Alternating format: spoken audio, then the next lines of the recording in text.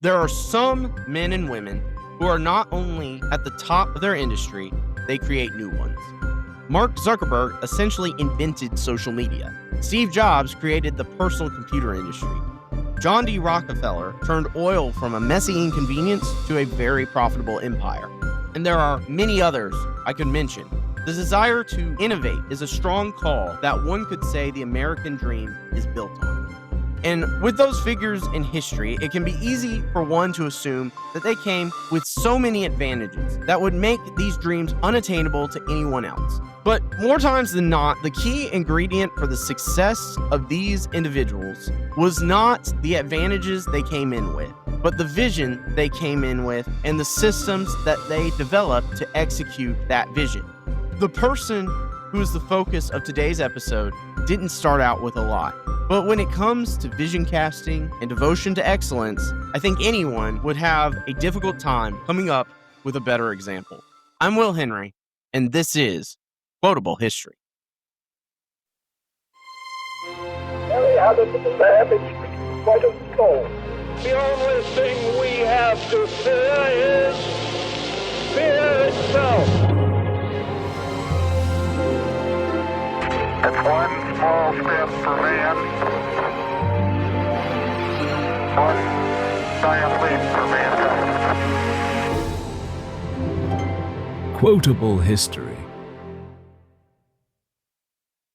Here's today's quote.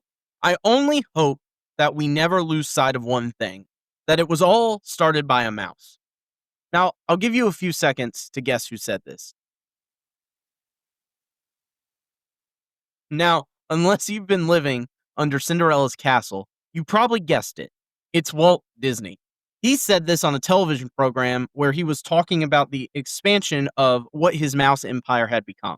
Now, full disclaimer, I actually worked for Walt Disney World in various capacities for about a year and a half. I remember seeing this quote posted in one of the break rooms in what is called the Transportation and Ticketing Center across the lake, which is called the Seven Seas Lagoon, from Magic Kingdom. And it was an inspiring thought. If you have never been to Walt Disney World, then let me paint you a word picture. The resort complex consists of 4 theme parks, 2 water parks, a sports complex, a major shopping center, a residential neighborhood, golf courses, and over 20 hotels, both Disney and non-Disney owned. The area is around 43 square miles, which is twice the size of Manhattan and larger than the city of San Francisco. And it takes about 70,000 employees to run the entire place. Now, if you look at the park segment as a whole, there are 12 theme parks with another one on the way in Abu Dhabi at the time of this recording in 2025. There are 6 cruise ships and other excursions. And when you look at the media holdings, they not only own Disney IP, but they also own Pixar, Lucasfilm, Marvel, and 20th Century Fox IP, as well as others. And they own ABC, Hulu, and of course Disney Plus, amongst other distribution providers. While Disney has had its fair share of controversies, the scope of the company's influence and branding is almost unending. It is hilariously a company where people are both terrified of it because of its size, but also associate it with warm family values, which I guess if you find family vacations terrifying, this makes a lot of sense to you. So, with a brand as large and a name as large as Disney, how did it get there? What made the man and the initial startup of this so special? How is it that a company became so popular that it can release live-action remakes of animated films it previously made and then still make $1 billion off of it like it's nothing? Well, let's look at the man with the vision behind it all. Walt Disney was born on December 5th, 1901, just outside of Chicago, Illinois, but moved to Marceline, Missouri in 1906, which, fun fact, is where Main Street USA in Disneyland and Magic Kingdom Park in Disney World, those are both based off of that town. By the age of 7, Walt was selling drawings to friends and neighbors. By 1918, World War I was going on. He attempted to join the army right at the tail end of it, but he was denied due to his age. He did, however, join the Red Cross, where he drove ambulances overseas. After serving with the Red Cross for about a year, he returned to the U.S., where he started doing some commercial artwork. Now, if we just camp out right here for a second, it's important to understand that Walt was not a man with a lot of means or obvious economic advantages. Sure, he had a lot of talent a raw talent, but he wasn't a man who grew up in one of those schools that only the upper echelon of society gets to go to, or he didn't have a lot of fancy tools. In fact, I looked up Walt's dad, Elias Disney's net worth. What I found is that he worked a variety of jobs such as carpentry and farming, but really struggled financially as he had 5 kids. So Walt just didn't inherit success. And that's a really important lesson for any entrepreneur or anyone who wants to make anything of themselves. As the cliche goes, it's not about how you start, it's about how you finish. So we are now in the year 1920, and Walt meets a fellow artist by the name of Ub Iwerks. This would be one of the most formative creative partnerships in the creation of the rodent empire we now know as the Walt Disney Company. Together with Walt as the primary visionary, they would go on to create Laugh-O-Gram Studios, which would go bankrupt by 1923. However, in that same year, Roy, Walt's brother, joined the team to create Disney Brothers Studios, and they created the Alice comedies, not the same thing as Alice in Wonderland, while moving their operation to Hollywood. They landed a series of successful shorts and characters such as Oswald the Lucky Rabbit. However, the startup studio did not own Oswald and the other properties, Universal did.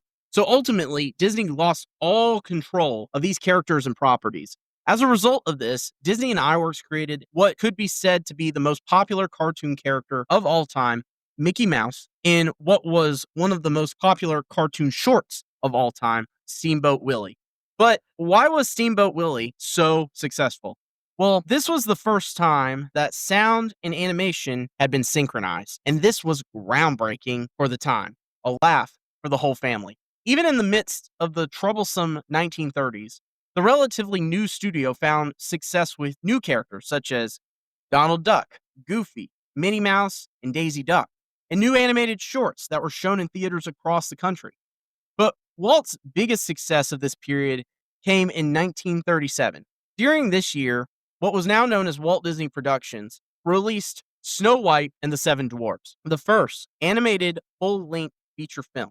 Many thought this would be an embarrassing failure because everybody had only seen cartoons as cartoon shorts. But when you adjust everything for inflation, this film is still considered one of the highest grossing films of all time.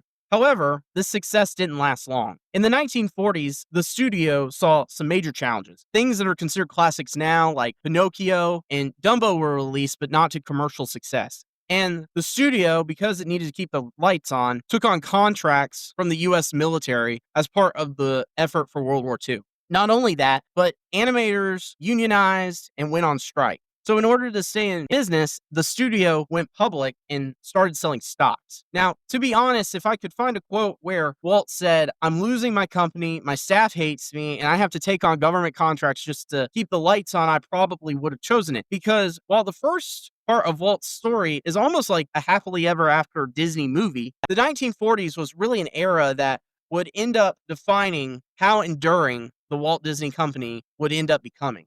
And this is where empires are often made. In the midst of struggles, the leaders stand strong, for better or for worse. In the 1950s, however, the tide began to change. Cinderella became the first commercially successful animated film since Snow White.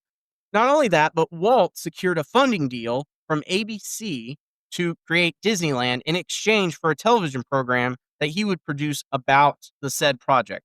Disneyland was then built and established in 1955 in Anaheim, California. Again, like Snow White, this idea was not seen as an idea that would lead to much viable success. Amusement parks were seen as miserable, sweaty places at the time with no future in them. In fact, the idea was so unpopular that it was almost ditched entirely and really only got approved because ABC was also in dire straits. However, if you look at the most profitable parts of the Walt Disney Company today, the parks segment ranks very high, very consistently. In fact, the parks segment on its own is the largest theme park business in the world. Aside from Disneyland, Disney also diversified other entertainment offerings. He started producing live action movies and other projects, such as Parent Trap, Treasure Island, and 20,000 Leagues Under the Sea, to name a few. Walt and Roy would also go on to establish the independent California Institute of the Arts, which was a place to train those who would serve Disney in the creative arts. Fun fact, many of the guys that would go on to be the creative visionaries behind Pixar went to what is now known as Cal Arts. In 1964, Walt would release Mary Poppins to critical acclaim and commercial success, and he would go on to have an exhibition at the 1964-1965 World Fair, which included It's a Small World.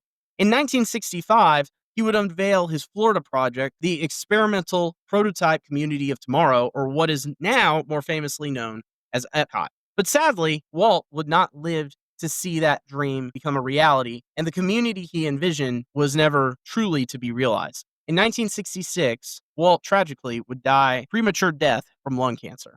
Now, in some ways, it could be said that Walt's legacy was bigger than everything he built. He has inspired multiple generations of creators and visionaries. Many of the movies I mentioned that were commercial failures in their time are now considered classics. Many people in the creative arts and in the business world all look at Walt Disney and the company he created as an ultimate example of excellence. Now, no one is perfect, and it would be irresponsible to not mention that Walt and his company have experienced various controversies, and those are definitely important to discuss within the appropriate context. But if we look at Walt's life, we see a man who really came from nothing special, and he built a brand that so many people find so much happiness in. And if we look at it today, the Walt Disney Company is consistently on the Fortune 500 list.